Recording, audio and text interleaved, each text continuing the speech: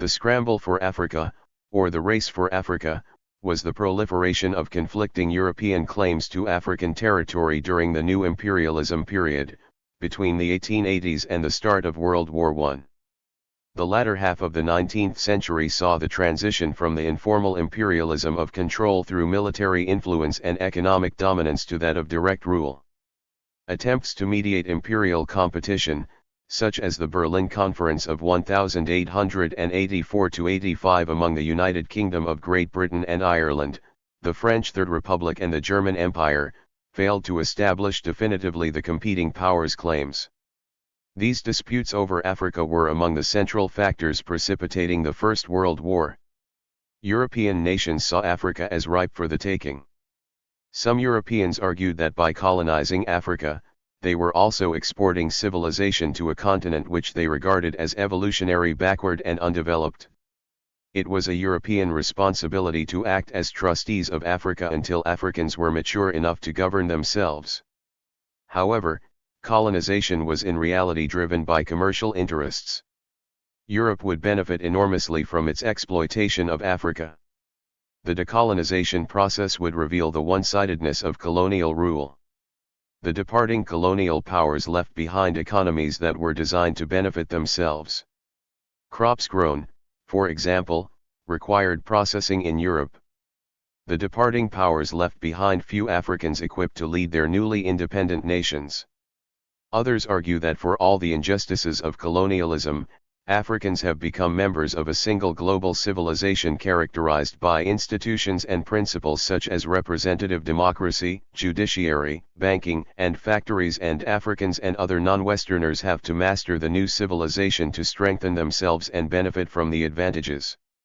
The opening of Africa to Western exploration and exploitation had begun in earnest at the end of the 18th century. By 1835, Europeans had mapped most of northwestern Africa. Among the most famous of the European explorers was David Livingstone, who charted the vast interior, and Serpa Pinto, who crossed both southern Africa and Central Africa on a difficult expedition, mapping much of the interior of the continent. Arduous expeditions in the 1850s and 1860s by Richard Burton, John Speke, and James Grant located the Great Central Lakes and the source of the Nile.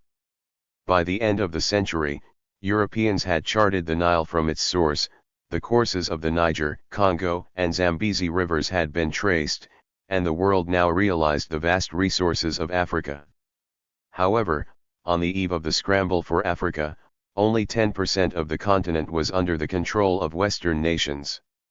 In 1875, the most important holdings were Algeria, whose conquest by France had started in the 1830s despite Abd al-Qadir's strong resistance, and the Kabyles' rebellion in the 1870s, the Cape Colony, held by the United Kingdom, and Angola, held by Portugal. Technological advancement facilitated overseas expansionism. Industrialization brought about rapid advancements in transportation and communication, especially in the forms of steam navigation, railroads, and telegraphs. Medical advances also were important, especially medicines for tropical diseases. The development of quinine, an effective treatment for malaria, enabled vast expanses of the tropics to be penetrated. Sub-Saharan Africa, one of the last regions of the world largely untouched by informal imperialism and civilization, was also attractive to Europe's ruling elites for economic and racial reasons. During a time when Britain's balance of trade showed a growing deficit, with shrinking and increasingly protectionist continental markets due to the Long Depression, 1873 to 1896, Africa offered Britain, Germany, France, and other countries an open market that would garner it a trade surplus, a market that bought more from the metropole than it sold overall. Britain, like most other industrial countries, had long since begun to run an unfavorable balance of trade, which was increasingly offset, however, by the income from overseas investments. As Britain developed into the world's first post-industrial nation, financial services became an increasingly important sector of its economy. Invisible financial exports, as mentioned, kept Britain out of the red, especially capital investments outside Europe, particularly to the developing and open markets in Africa, predominantly white settler colonies, the Middle East, South Asia, Southeast Asia, and Oceania. In addition, surplus capital was often more profitably invested overseas, where cheap labor, limited competition, and abundant raw materials made a greater premium possible. Another inducement to imperialism, of course, arose from the demand for raw materials unavailable in Europe, especially copper, cotton, rubber, tea, and tin, to which European consumers had grown accustomed and upon which European industry had grown dependent. However, in Africa exclusive of what would become the Union of South Africa in 1909, the amount of capital investment by Europeans was relatively small, compared to other continents, before and after the 1884 to 1885 Berlin Conference. Consequently, the companies involved in tropical African commerce were relatively small, apart from Cecil Rhodes de Beers Mining Company, who had carved out Rhodesia for himself, as Leopold II would exploit the Congo Free State. These observations might detract from the pro-imperialist arguments of colonial lobbies such as the Alducher Verband, Francesco Crispi, or Jules Ferry, who argued that sheltered overseas markets in Africa would solve the problems of low prices and overproduction caused by shrinking continental markets. However, according to the classic thesis of John A. Hobson, exposed in Imperialism, 1902, which would influence authors such as Lenin, 1916, Trotsky or Hannah Arendt, 1951, this shrinking of continental markets was a main factor of the global new imperialism period. Later historians have noted that such statistics only obscured the fact that formal control of tropical Africa had great strategic value in an era of imperial rivalry, while the Suez Canal has remained a strategic location. The 1886 Witwatersrand Gold Rush, which led to the foundation of Johannesburg and was a major factor of the Second Boer War in 1899, accounted for the conjunction of the superfluous money and of the superfluous manpower, which gave themselves their hand to quit together the country, which is in itself, according to Hannah Arendt, the new element of the imperialist era. While tropical Africa was not a large zone of investment, other regions overseas were. The vast interior between the gold and diamond-rich southern Africa and Egypt, had, however, key strategic value in securing the flow of overseas trade. Britain was thus under intense political pressure, especially among supporters of the Conservative Party, to secure lucrative markets such as British Raj India, Qing dynasty China, and Latin America from encroaching rivals. Thus, securing the key waterway between East and West, the Suez Canal, was crucial.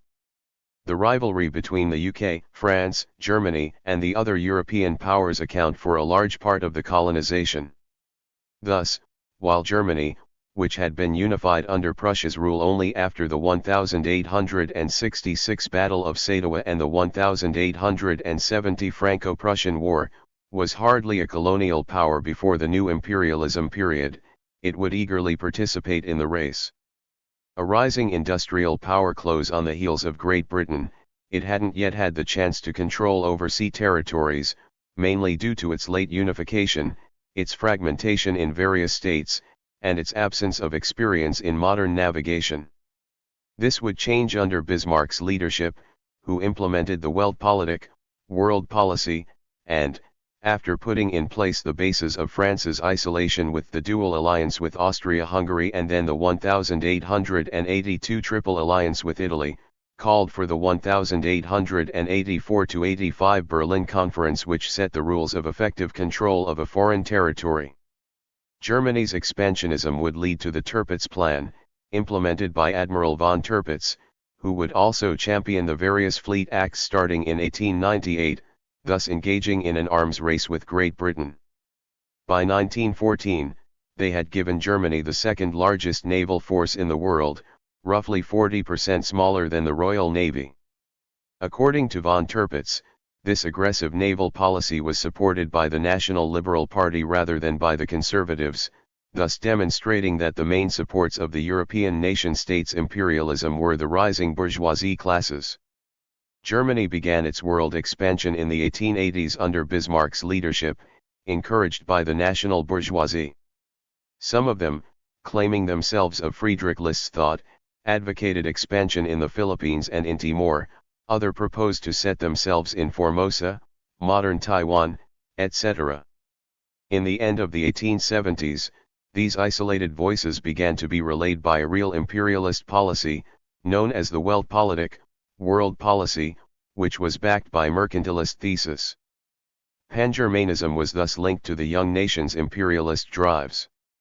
In the beginning of the 1880s, the Deutsche Colonial Verein was created, and got its own magazine in 1884, the Colonial Zeitung.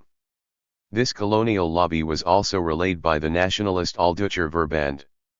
Germany thus became the third largest colonial power in Africa, acquiring an overall empire of 2.6 million square kilometers and 14 million colonial subjects, mostly in its African possessions, Southwest Africa, Togoland, the Cameroons, and Tanganyika. The Scramble for Africa led Bismarck to propose the 1884-85 Berlin Conference.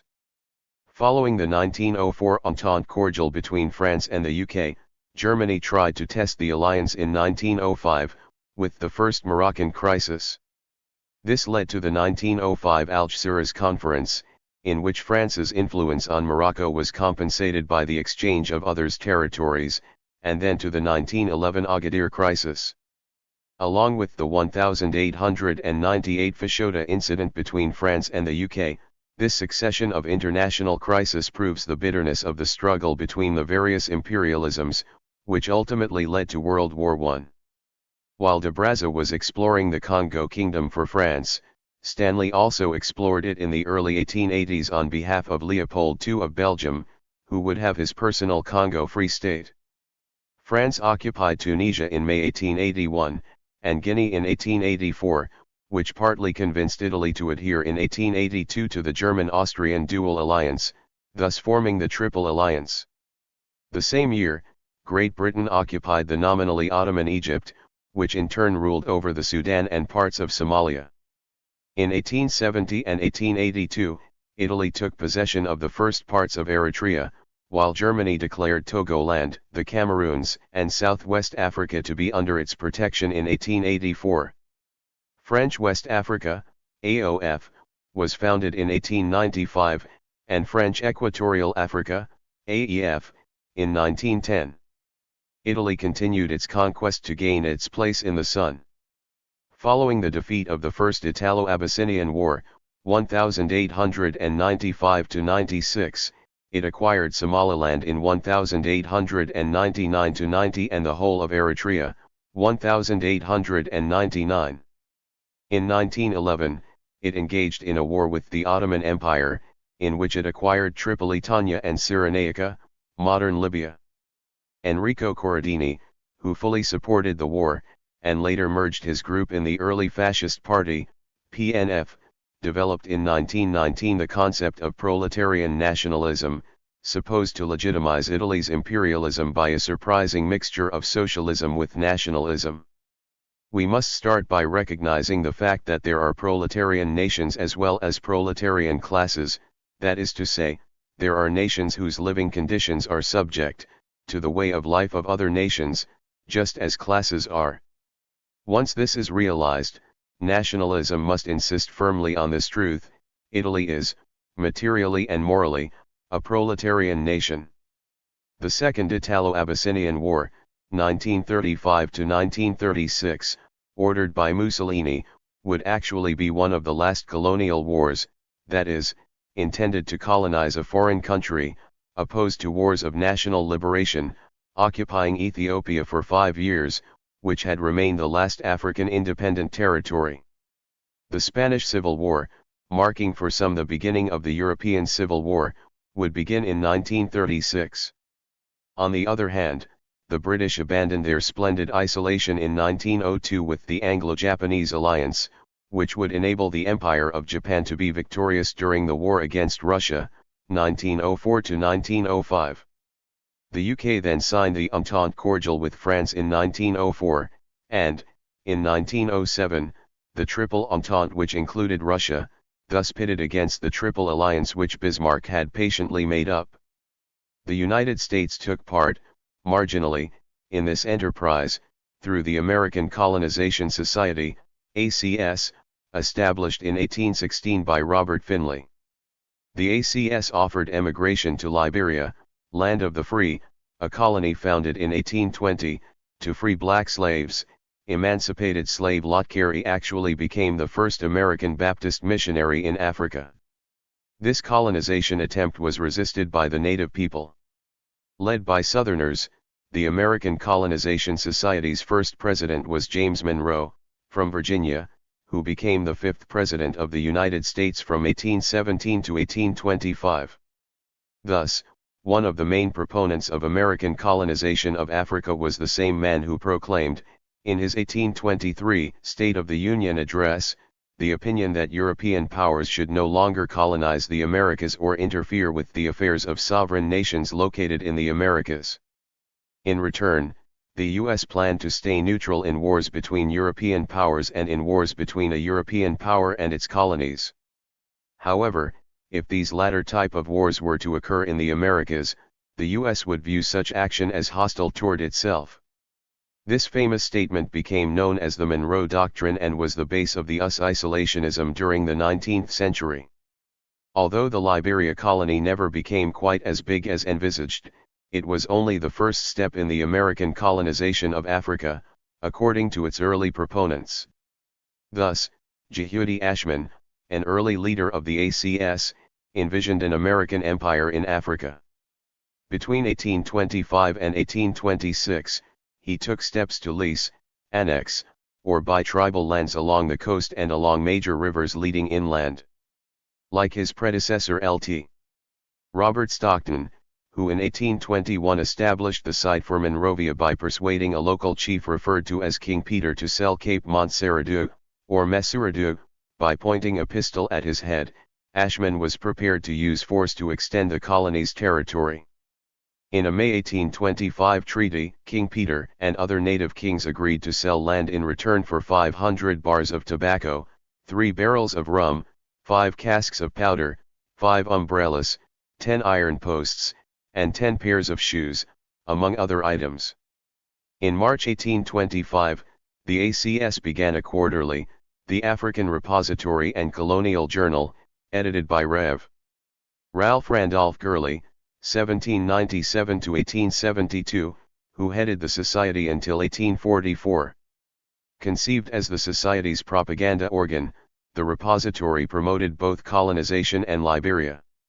The society controlled the colony of Liberia until 1847 when, under the perception that the British might annex the settlement, Liberia was proclaimed a free and independent state, thus becoming the first African de-colonized state. By 1867, the society had sent more than 13,000 emigrants. After the American Civil War, 1861 to 1865, when many blacks wanted to go to Liberia, financial support for colonization had waned. During its later years, the society focused on educational and missionary efforts in Liberia rather than further emigration. David Livingstone's explorations, carried on by Henry Morton Stanley, galvanized the European nations into action. But at first, his ideas found little support, except from Leopold II of Belgium, who in 1876 had organized the International African Association. From 1879 to 1884, Stanley was secretly sent by Leopold II to the Congo region, where he made treaties with several African chiefs and by 1882 obtained over 900,000 square miles, 2,300,000 square kilometers, of territory, the Congo Free State. Leopold II, who personally owned the colony starting in 1885 and exploited it for ivory and rubber, would impose such a terror regime on the colonized people that Belgium decided to annex it in 1908. Including mass killings and slave labor, the terror had made between 3 to 22 million victims. This prompted Belgium to end Leopold II's rule, under influence from the Congo Reform Association, and to annex the Congo in 1908 as a colony of Belgium, known as the Belgian Congo. While Stanley was exploring Congo on behalf of Leopold II of Belgium, the French marine officer Pierre de Brazza traveled into the western Congo basin and raised the French flag over the newly founded Brazzaville in 1881, thus occupying today's Republic of the Congo. Portugal, which also claimed the area due to old treaties with the native Congo Empire, made a treaty with Great Britain on February 26, 1884 to block off the Congo Society's access to the Atlantic Ocean. As a result, the important developments were taking place in the Nile Valley. Ferdinand de Lesseps had obtained concessions from Ismail Pasha, the ruler of Egypt, in 1854 to 1856, to build the Suez Canal. During the decade of work, over 1.5 million Egyptians were forced to work on the canal, 125,000 of whom perished due to malnutrition, fatigue, and disease, especially cholera. Shortly before its completion in 1869, Ismail Pasha, the ruler of Egypt, borrowed enormous sums from French and English bankers at high rates of interest. By 1875, he was facing financial difficulties and was forced to sell his block of shares in the Suez Canal. The shares were snapped up by the Prime Minister of the United Kingdom, Benjamin Disraeli, who sought to give his country practical control in the management of this strategic waterway. When Ismail Pasha repudiated Egypt's foreign debt in 1879, Britain and France assumed joint financial control over the country, forcing the Egyptian ruler to abdicate. The Egyptian ruling classes did not relish foreign intervention. The Yoruba revolt broke out against the Khedive and European influence in 1882, a year after the Mahdiist revolt. Muhammad Ahmad, who had proclaimed himself the Mahdi, Redeemer of Islam, in 1881, led the rebellion and was defeated only by Kitchener in 1898. Britain then assumed responsibility for the administration of the country. The occupation of Egypt and the acquisition of the Congo were the first major moves in what came to be a precipitous scramble for African territory. In 1884, Otto von Bismarck convened the 1884-1885 Berlin Conference to discuss the Africa problem. The diplomats put on a humanitarian facade by condemning the slave trade, prohibiting the sale of alcoholic beverages and firearms in certain regions, and by expressing concern for missionary activities. More importantly, the diplomats in Berlin laid down the rules of competition by which the great powers were to be guided in seeking colonies. They also agreed that the area along the Congo River was to be administered by Leopold II of Belgium as a neutral area, known as the Congo Free State, in which trade and navigation were to be free. No nation was to stake claims in Africa without notifying other powers of its intentions. No territory could be formally claimed prior to being effectively occupied. However, the competitors ignored the rules when convenient, and on several occasions war was only narrowly avoided. Britain's occupations of Egypt and the Cape Colony contributed to a preoccupation over securing the source of the Nile River. Egypt was occupied by British forces in 1882, although not formally declared a protectorate until 1914, and never a colony proper.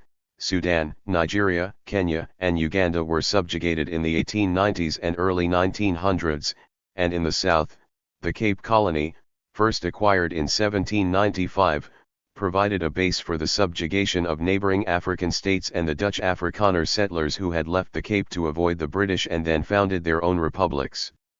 In 1877, Theophilus Shepstone annexed the South African Republic, or Transvaal independent from 1857 to 1877, for the British.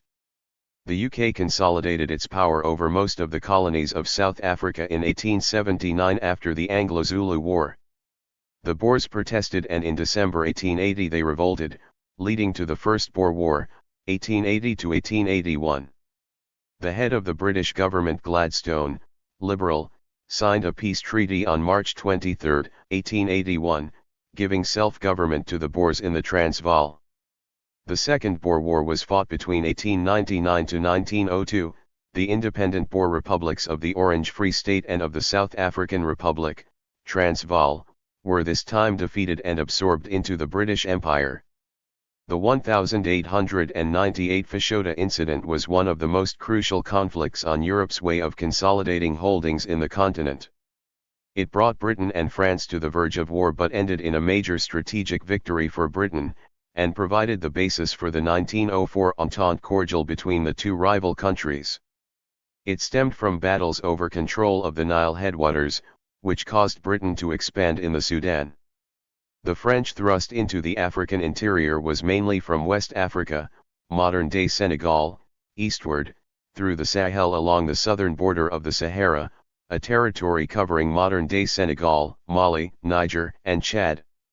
Their ultimate aim was to have an uninterrupted link between the Niger River and the Nile, thus controlling all trade to and from the Sahel region, by virtue of their existing control over the caravan routes through the Sahara.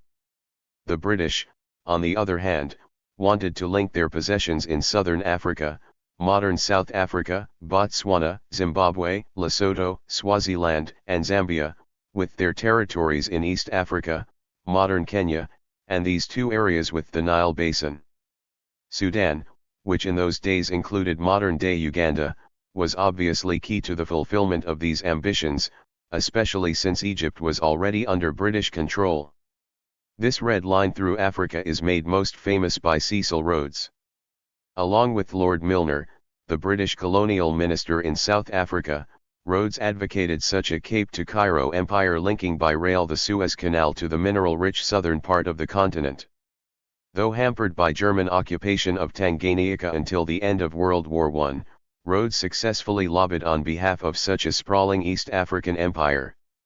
If one draws a line from Cape Town to Cairo, Rhodes' dream, and one from Dakar to the Horn of Africa, now Ethiopia, Eritrea, Djibouti, and Somalia, the French ambition, these two lines intersect somewhere in eastern Sudan near Fashoda, explaining its strategic importance. In short, Britain had sought to extend its East African empire contiguously from Cairo to the Cape of Good Hope, while France had sought to extend its own holdings from Dakar to the Sudan, which would enable its empire to span the entire continent from the Atlantic Ocean to the Red Sea. A French force under Jean-Baptiste Marchand arrived first at the strategically located fort at Fashoda, soon followed by a British force under Lord Kitchener, Commander-in-Chief of the British Army since 1892. The French withdrew after a standoff, and continued to press claims to other posts in the region. In March 1899 the French and British agreed that the source of the Nile and Congo rivers should mark the frontier between their spheres of influence.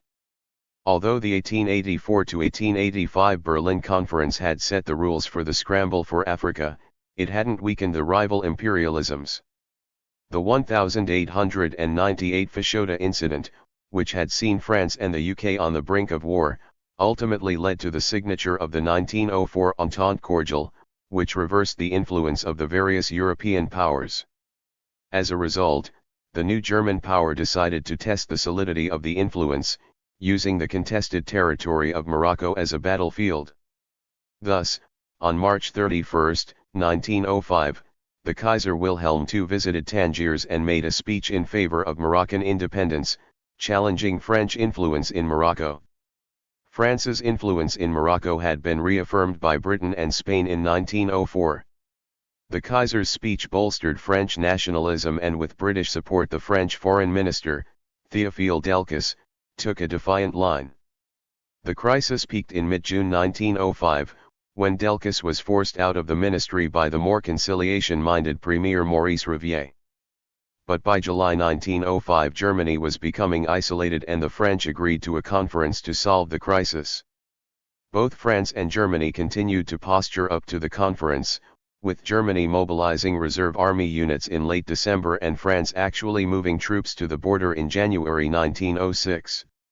The 1906 Algeciras Conference was called to settle the dispute. Of the 13 nations present, the German representatives found their only supporter was Austria-Hungary. France had firm support from Britain, Russia, Italy, Spain, and the US. The Germans eventually accepted an agreement, signed on May 31, 1906, where France yielded certain domestic changes in Morocco but retained control of key areas.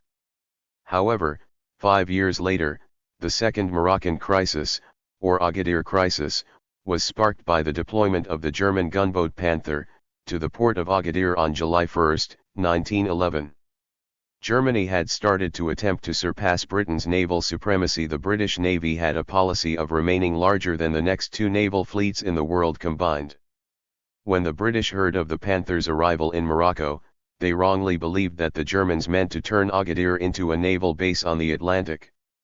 The German move was aimed at reinforcing claims for compensation for acceptance of effective French control of the North African Kingdom, where France's preeminence had been upheld by the 1906 Algeciras Conference.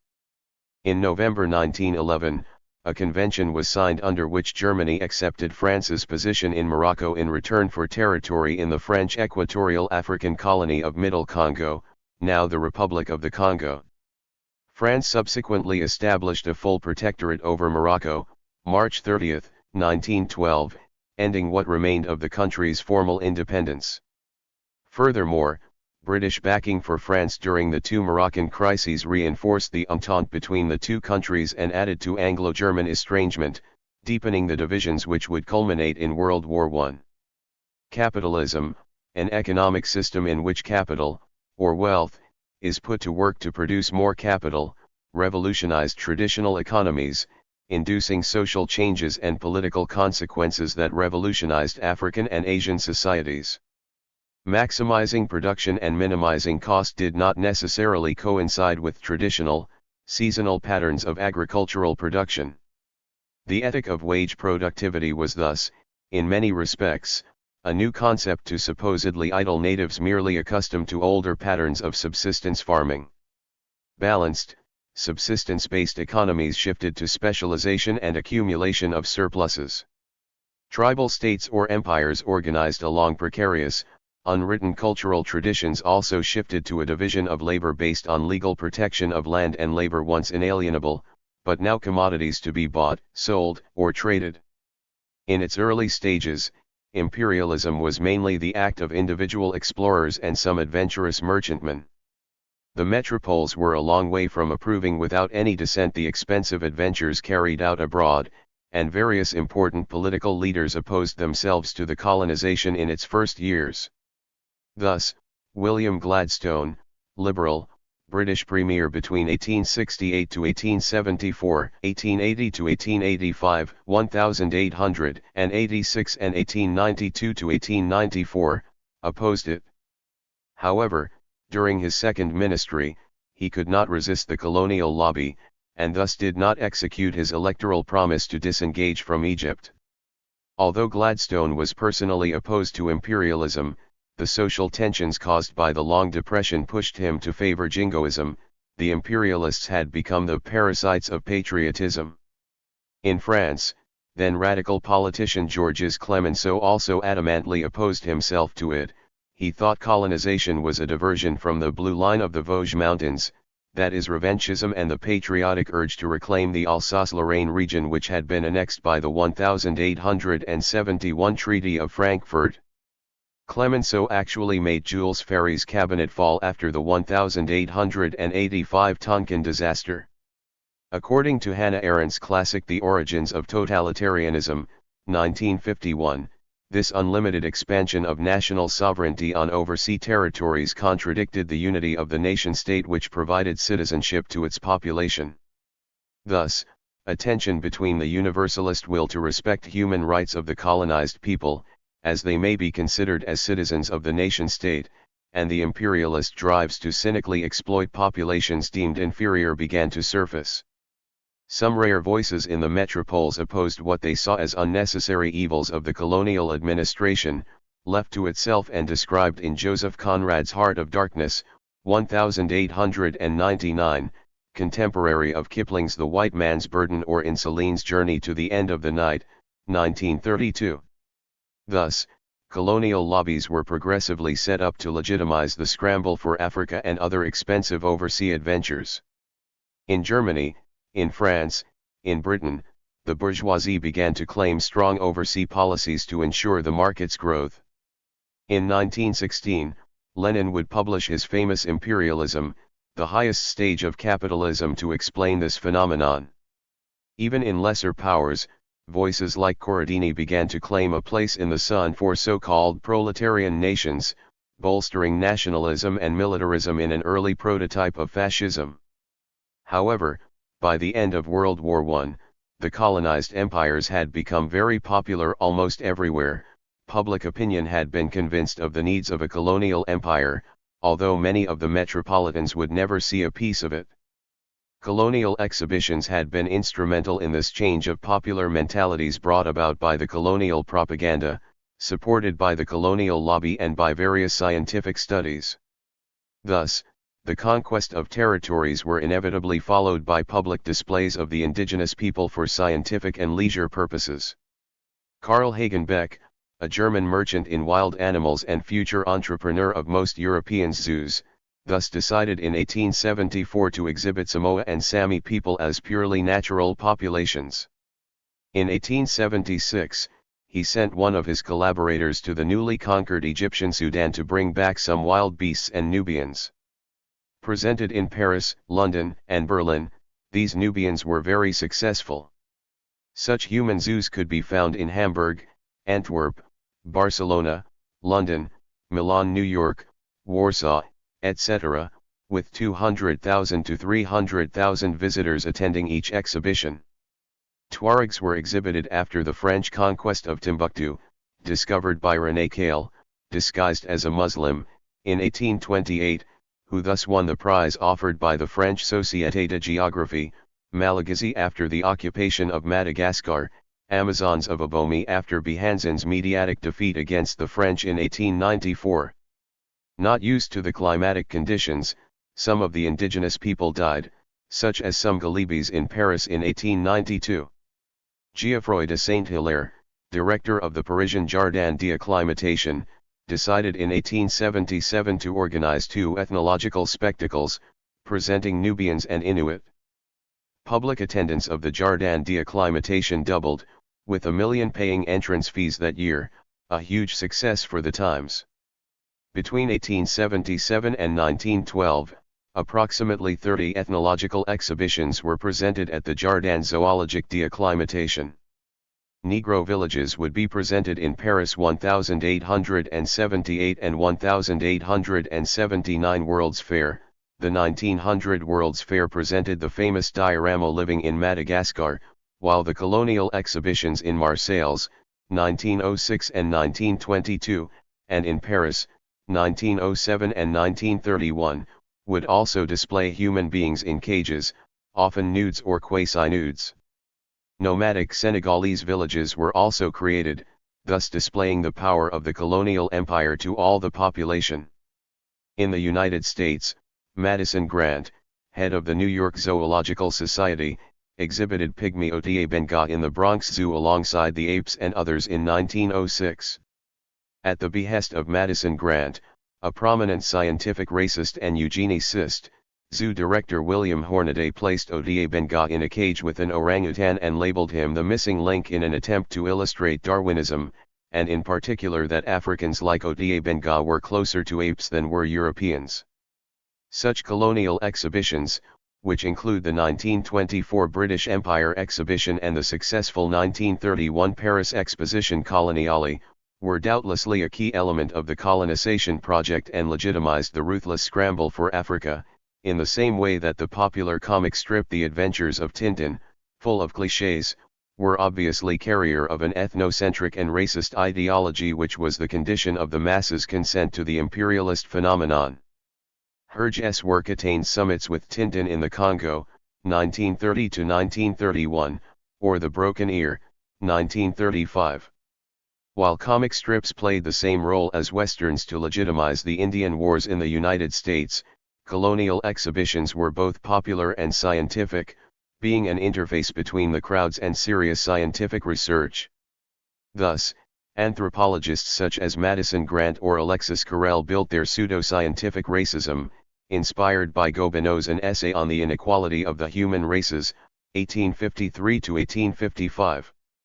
Human zoos provided both a real-size laboratory for these racial hypotheses and a demonstration of their validity, by labeling Otie Benga as the missing link between apes and Europeans, as was done in the Bronx Zoo. Social Darwinism and the pseudo-hierarchy of races, grounded in the biologization of the notion of race, were simultaneously proved, and the layman could observe this scientific truth.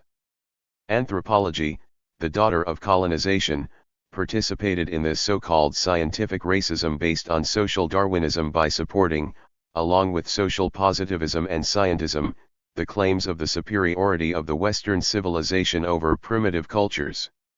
However, the discovery of ancient cultures would dialectically lead anthropology to criticize itself and revalue the importance of foreign cultures.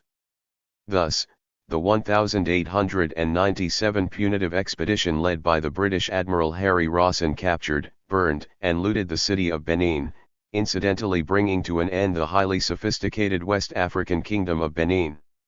However, the sack of Benin distributed the famous Benin bronzes and other works of art into the European art market, as the British Admiralty auctioned off the confiscated patrimony to defray costs of the expedition. Most of the great Benin bronzes went first to purchasers in Germany, though a sizable group remain in the British Museum. The Benin bronzes then catalyzed the beginnings of a long reassessment of the value of West African culture, which had strong influences on the formation of modernism. Several contemporary studies have thus focused on the construction of the racist discourse in the 19th century and its propaganda as a precondition of the colonization project and of the Scramble of Africa, made with total lack of concern for the local population, as exemplified by Stanley, according to whom the savage only respects force, power, boldness, and decision. Anthropology, which was related to criminology, thrived on these explorations, as had geography before them and ethnology which, along with Claude Lévi-Strauss studies, would theorize the ethnocentric illusion afterwards. According to several historians, the formulation of this racist discourse and practices would also be a precondition of state racism. Michel Foucault, as incarnated by the Holocaust, see also Olivier Lecour-Grandmaison's description of the conquest of Algeria and Sven Lindqvist, as well as Hannah Arendt. The invention of concentration camps during the Second Boer War would also be an innovation used by the Third Reich. In 1985, the United Nations Whitaker Report recognized Germany's turn-of-the-century attempt to exterminate the Herero and Namakwa peoples of Southwest Africa, now Namibia, as one of the earliest attempts at genocide in the 20th century. In total, some 65,000, 80% of the total Herero population, and 10,000 Namakwa, 50% of the total Namakwa population, were killed between 1904 and 1907. Characteristic of this genocide was death by starvation and the poisoning of wells for the Herero and Namakwa population who were trapped in the Namib Desert. During the new imperialism period, by the end of the century, Europe added almost 9 million square miles, 23 million square kilometers, 1/5 of the land area of the globe to its overseas colonial possessions. Europe's formal holdings then included the entire African continent except Ethiopia, Liberia, and Sagia el Hamra, the latter of which would be integrated into Spanish Sahara. Between 1885 and 1914 Britain took nearly 30% of Africa's population under its control, compared to 15% for France, 9% for Germany, 7% for Belgium and only 1% for Italy. Nigeria alone contributed 15 million subjects, more than in the whole of French West Africa or the entire German colonial empire. It was paradoxical that Britain, the staunch advocate of free trade, emerged in 1914 with not only the largest overseas empire thanks to its long-standing presence in India, but also the greatest gains in the scramble for Africa, reflecting its advantageous position at its inception. In terms of surface area occupied, the French were the marginal victors, but much of their territory consisted of the sparsely populated Sahara. Political imperialism followed the economic expansion, with the colonial lobbies bolstering chauvinism and jingoism at each crisis in order to legitimize the colonial enterprise. Tensions between imperial powers led to a succession of crises, which finally exploded in August 1914, when previous rivalries and alliances created a domino situation that drew the major European nations into the war. Austria-Hungary attacked Serbia to avenge the murder of Austrian Crown Prince Francis Ferdinand, Russia mobilized to assist its Slav brothers in Serbia, Germany intervened to support Austria-Hungary against Russia. Since Russia had a military alliance with France against Germany, the German General Staff, led by General von Moltke, decided to realize the well-prepared Schlieffen plan to invade France and quickly knock her out of the war before turning against Russia in what was expected to be a long campaign. This required an invasion of Belgium, which brought Great Britain into the war against Germany, Austria-Hungary, and their allies. German U-boat campaigns against ships bound for Britain eventually drew the United States into what had become the First World War. Moreover, using the Anglo-Japanese alliance as an excuse, Japan leaped onto this opportunity to conquer German interests in China and the Pacific to become the dominating power in Western Pacific, setting the stage for the Second Sino-Japanese War, starting in 1937, and eventually the Second World War. Thank you for watching this video.